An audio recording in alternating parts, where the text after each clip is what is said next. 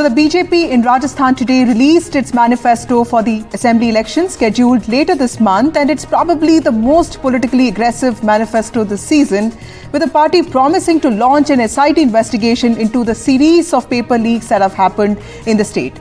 It has also placed a lot of emphasis on law and order. Remember, BJP leaders have been lashing out at the Ashok Gehlot government for rising number of cases, rape cases in the state. Now, the BJP has also promised to have a women's help desk and Mahila Police Thana in every district. It promises free education for women, scooties, a subsidy of rupees 450 per LPG cylinder for Ujjwala beneficiaries, and 2.5 lakh government jobs. Also, an anti-Romeo squad in every city. Rajasthan is BJP's best bet electorally because this time the party is putting every ounce of effort there, and in the last 30 years the state has not voted back an incumbent. The Congress is yet to bring out a manifesto, but Chief Minister Ashok Gehlot has announced 7 guarantees in the state, including his promise to build more English medium schools and give laptops to students in government colleges. But whose promises will strike a chord with the voters of Rajasthan, and will the BJP's manifesto trump the guarantees made by the Congress? That's the question we are asking tonight. Sangeeta Pranvendra, who's a political analyst, joins us. Sangeeta has been covering Rajasthan for many years, but first, let's look at this report by my colleague Harsha Singh in Jaipur. The BJP's big poll promises for Rajasthan, and the eye is definitely on women and youth voters. Women's security clearly in the forefront, also the SIT, 2 things that stood out apart from all the other promises that they have made for elections in Rajasthan if their government is formed here. The BJP's Sankalp Patra prepared with an eye to the ground and after getting feedback from 1 crore voters. What does the BJP promise in Rajasthan? Free education for girl children from KG to PG, scooties for girls who pass class 12, gas cylinders for 450 under the Ujjwala scheme, special women's police station in each district, Mahila desk in every police station, anti-Romeo squads in every city for safety of women, increasing doctors and paramedical staff, a special investigation team to probe paper leak and Jal Jeevan mission, Lakhpati Didi Yojana to train rural women, help to 19,000 farmers whose land has been auctioned, 200 bonus over 2,000 wheat MSP for farmers. The Congress is yet to release its manifesto, but it's come out with 7 guarantees. पहले भी काम किया है, आगे भी काम होगा. राहुल गांधी जी ने खड़गे सामने कह रखा है, वादा करो मत, वादा करो तो निभाओ उनको. The Congress's guarantees in Rajasthan: gas cylinders at 500, 10,000 to every woman who is head of a household, accident relief up to 15 lakhs for natural disasters, laptops for first-year college students, English medium education for all, commission to prevent farmers' land being auctioned on loan defaults, government to buy cow dung at 2 rupees per kilo, and a law to implement the old pension scheme. The OPS stands out as that one big difference between the Congress and the BJP. जो pension की guarantee up to benchmark level की जा सके, इसके ऊपर विचार कर रही है, और मैं ये मानता हूँ कि अब की बार जो समाधान वहाँ से होगा वो स्थायी होगा, केवल राजनीतिक जुमलेबाजी नहीं होगी. Clearly, the woman voter and the youth voter has arrived to stay in the political space. In Rajasthan, of the 5.26 crore voters, 2.51 are women, and there is also that crucial youth vote bank, 22 lakh first-time voters. That's why in both the BJP's manifesto and the Congress's guarantees, the woman vote and the youth voter figures prominently. The only thing both parties differ on is the old pension scheme. In Jaipur, with camera person Sushil Kumar, Harsha Kumari Singh, NDTV. Sangeeta Pranvendra joins us back. She's a political analyst. Sangeeta, too many political points in this manifesto that BJP has released today. You know, this SIT investigation into the paper leak, Mahila Thanas, both governance and law and order seem to be key focus areas, isn't it? See, the way I see it, Vasudha, there are 3 sections that the BJP is catering to: women, youth and farmers. And if you club girls with women, so it's the female gender, they are catering largely to that. And it's a very thought out manifesto where they are largely focusing on 5 issues: corruption, crime against women, apathy towards farmer, the youth who have not had any jobs and have been incessant, paper leaks in Rajasthan, crime against poor. They're talking about infrastructure development, law and order, medical, technology, infrastructure, you name it, they have promised it. And what's important to see is also that, setting up Mahila Thanas and having, Mahila desks at every Thana, anti-Romeo squads, all these are issues which are going to, kind of attract the women, because there have been incessant, a stream of crime against women. There has been a lot of cases of rapes. The crime rate is constantly going high.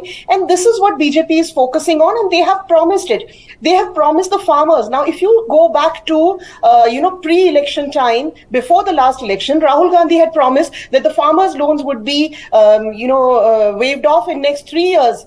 Right. It's 5 years. They've not been waived off. And now BJP has taken this issue as part of its manifesto. And they've said that we are going to waive off the loans.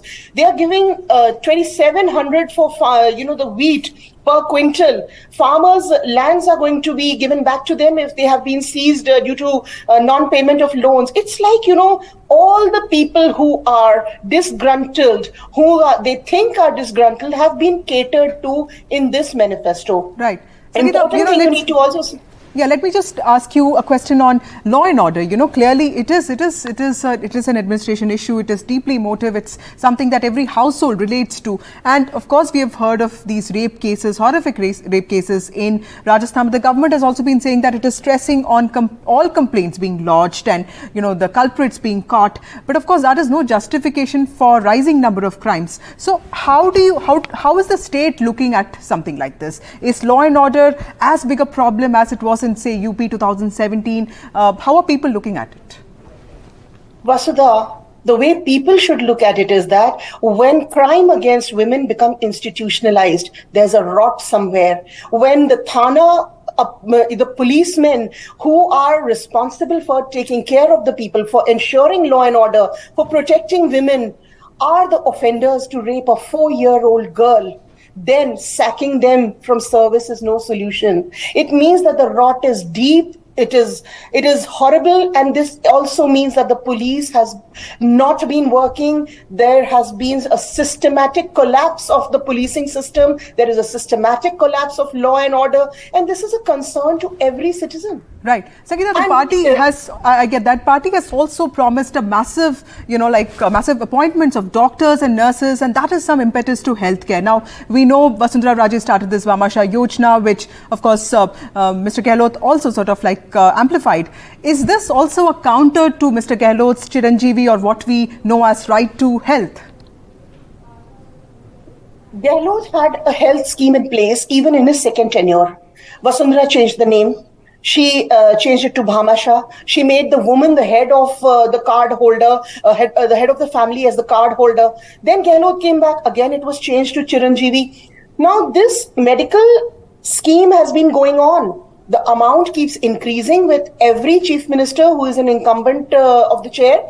And people, when it comes to statistics, people have not been able to claim even 5 lakh, whereas the limit has been increased to 25 lakhs. So it's like, I'll give you more than the last one, whether you need it or not. It looks good on paper. Schemes are there, but yes, I must say that the BJP has promised an RIT, that is Rajasthan Institute of Technology, at every division. It has also promised RIMS, that is on the lines of AIMS, that is the Rajasthan Institute of Medical Science, at every division. So now that also raises a question: which are the divisions? Are the divisions going to be the ones that are the older ones, or the ones with 2 increase in number, right, after Gehlot splurging with the district numbers? Okay. But okay, Sakina, one last political question to you, and very briefly answer me this. How do you see the optics of today's launch of this manifesto? Because you saw Vasundhara Raje, you saw CP Joshi, you saw the national leaders, you saw Gajendra Shekhawat. What is the messaging in the optics of the launch of the manifesto today? It's very simply, hum saath saath hai. And if we have issues, we'll sort them out. We stand together before the public. Now you see, the national president is flanked by Vasundhara Raje. He's on the other side is the present, the state chief, CP Joshi. There are all senior leaders. The former state president is there. And Gajendra Singh is also there. You know, they have shown that, yes, we have an array, which once again raises the issue, who is going to get the top post? Right. Who is going to be the first among equals? But they have given very good optics. They were all smiling. They looked united. They were ready to take on the Congress. But at the other end, if you look at it, even Congress has adopted the same strategy over the last 2 or 3 days. Sachin Pilot and Gehlot are smiling away for every camera. Right. Sachin has made an appearance in Gehlot's posters. His cutouts are available at all the rally spots. So every party now, Congress and BJP, they are trying to project a unified front. They all have their divisions, and BJP has today given very good optics that yes, we are a united front. We are not ignoring anyone. Right. We are all walking together to this path to bring BJP government in the state. Right. Thank you, Sangeeta. Sangeeta Pranvendra joining us on the BJP manifesto that was launched today, politically aggressive and also ambitious. That's all we have for you in the battle for states. Stay tuned for more news and updates.